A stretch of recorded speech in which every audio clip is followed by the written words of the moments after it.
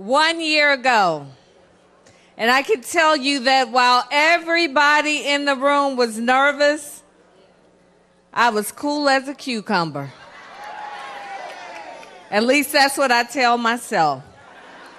But I'll tell you why I was so calm this time last year, because I knew we had done all that we could do. So what I say to you all tonight, be cool, be calm, because you've done all that you can do. But I also say to you that Atlanta has a mayor named Keisha, and we will have a governor named Stacey.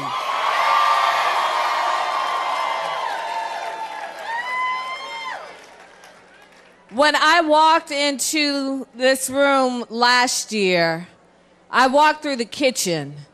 And as I walked through the kitchen, I had a speech prepared, and that speech was thrown by the wayside because as I walked through the kitchen, I looked at the piles of trash and I thought of my grandfather, who used to drive to what he described as uptown, not downtown, but uptown.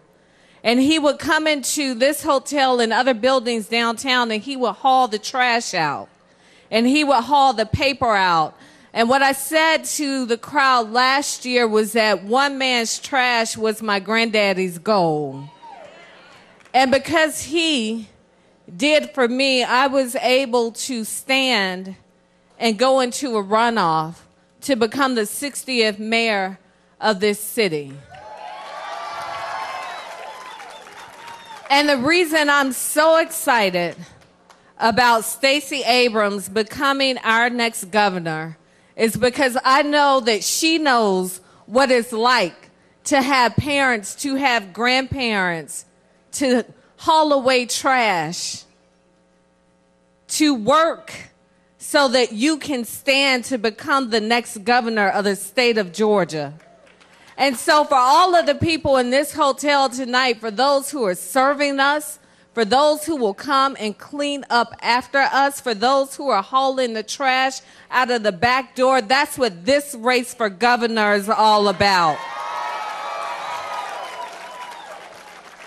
So let me tell you what happened in the city of Atlanta, because you all did all that you could do this time last year. In the city of Atlanta, in just 11 months, we've already allocated money to HIV and AIDS support services for the first time in our city's history.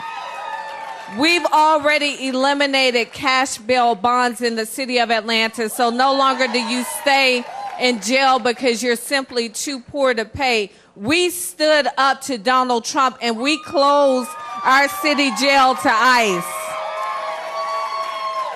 because we said we would not be complicit in a policy that separated families at the border. And then at the 11th hour last night, we passed legislation for a $5 billion redevelopment in the heart of this city with 38% minority and women participation, with money for affordable housing. So we're able to do that in the city of Atlanta. Do you know what's possible in the state of Georgia? What will happen in this state is that people who don't have health insurance will now have the ability to have their basic health needs met. For people like me who went to school relying on Pell Grants and loans and nickels and dimes, there will be expanded access to education in our state. And people will get jobs, and the generations will be changed forever.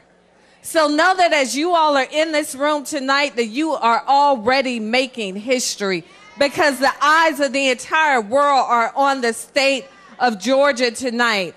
And I'm so excited about the women who have stepped up and offered themselves for service. Of course, we have Stacey Abrams at the top of the ticket. And we have a new lieutenant governor that's coming with Sarah Amico. And then we have Carolyn Bordeaux, and we also have Lucy Macbeth.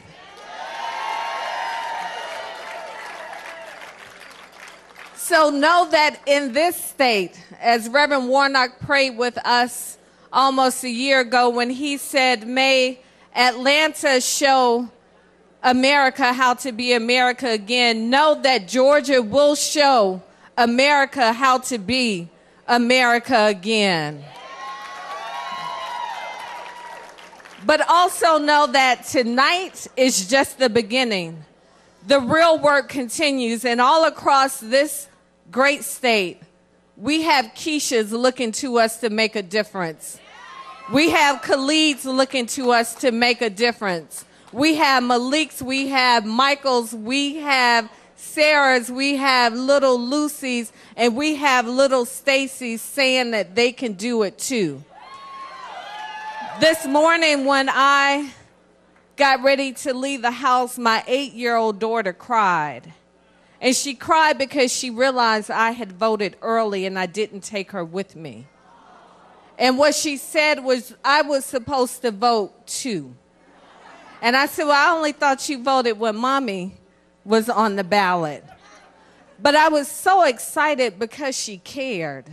And what I say to you all is that you all have had the nation looking at us, and they see that we care, and they see that we are engaged, and they see that we recognize the power that's in our hands. We have the power not just to change our city, not just to change our state, but to change this nation and to change the world. Continue to own that power, and God bless the state of Georgia, and God bless us all, because we are showing the nation how we can flip a state, and America will never be the same again.